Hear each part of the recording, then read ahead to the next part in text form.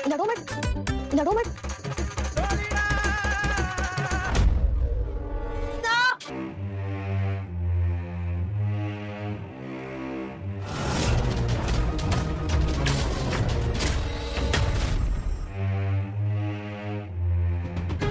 के कहने पे कर रही हूँ। मैं बस इस औरत को हराना चाहता हूँ। आज के एपिसोड में प्रार्थना अनुपमा से कहती है कि उसे अब और खाने की इच्छा नहीं है। अनुपमा जोर देती है कि वह खाए क्योंकि उसने ठीक से नहीं खाया है। इसी बीच अंश और लीला मेज हटाने और चीजों को फिर से व्यवस्थित करने के बारे में बात करते हैं। हसमुख उनसे पूछता है कि वे क्या कर रहे हैं। लीला और अंश बताते हैं कि वे प्रार्थना की रक्षा करने की कोशिश कर रहे हैं। लीला कहती है कि प्रार्थना कोठारियों से झगड़ा करके उनके घर आई है और वे कोई जोखिम नहीं ले सकते। परितोष कहता है कि प्रार्थना और राजा को कोठारियों से झगड़ा नहीं करना चाहिए और उनके साथ फिर से रहना शुरू कर देना चाहिए। हसमुख परितोष के सुझाव पर ताना मारता है। प्रार्थना शाह परिवार से माफी मांगती है और कहती है कि उसकी वजह से उन्हें परेशानी झेलनी पड़ रही है। वह समझाती है कि अगर वह कोठारी के घर में रहती तो गौतम उसे कागजों पर हस्ताक्षर करने के लिए मजबूर कर देता और उसके बच्चे को ले जाता।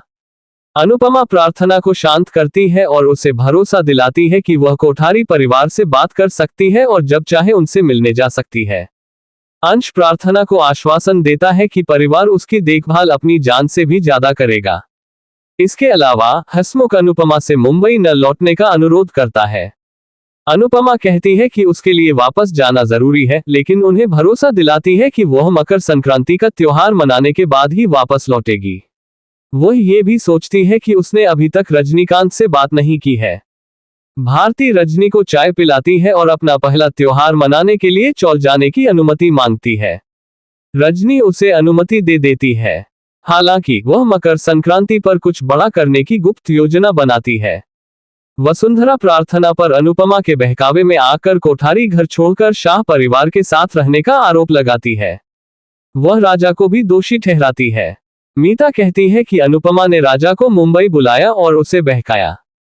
गौतम कहता है कि प्रार्थना जहां भी रहे उसे कोई फर्क नहीं पड़ता, उसे अपना बच्चा चाहिए। पराग गौतम को थप्पड़ मारता है और उसे फटकार लगाता है। राही इस सब से बहुत परेशान है। प्रेम उसे दिलासा देता है और राही को एक दिन गर्भवती देखने का अपना सपना बताता है।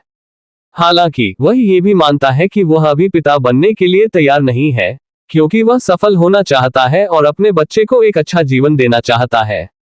राही प्रेम को भरोसा दिलाती है कि वह एक बेहतरीन पिता बनेगा। शाह और कोठारी दोनों परिवार मकर संक्रांति मनाने की तैयारी में जुट जाते हैं। अनुपमा अपनी संस्कृति में संगीत के महत्व के बारे में बताती है और शाह परिवार से बांसुरी बजाने और ईश्वर का स्मरण करने का आग्रह करती है। वह प्रार्थना से घंटी बजाने को कहती है क्योंकि वह गर्भवती है। राजा अनुपमा से पूछता है कि क्या वह भी घंटी बजा सकता है, क्योंकि उसे बांसुरी बजाना नहीं आता।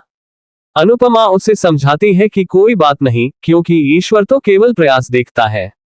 पराग ने राही की मंदिर को खूबसूरती से सजाने के लिए उसकी प्रशंसा की। माही ने कहा कि वह दफ्तर के काम में व्यस्त थी, नहीं तो वह भी ऐसा ही करती। प्रेरणा ने कहा कि माही राही से असुरक्षित महसूस कर रही है और उसकी सराहना करने के बजाय खुद की तुलना राही से कर रही है। अनुपमा चुपचाप भगवान को याद करती है। शाह और कोठारी परिवार एक साथ प्रार्थना करते हैं। अंश अनुपमा से पूछता है कि वे पतंग उड़ाने कब जाएंगे।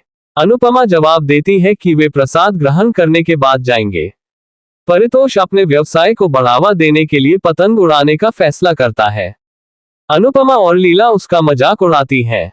शाह परिवार पतंग उड़ाने के लिए इकट्ठा होता है, लेकिन परितोष परेशान है।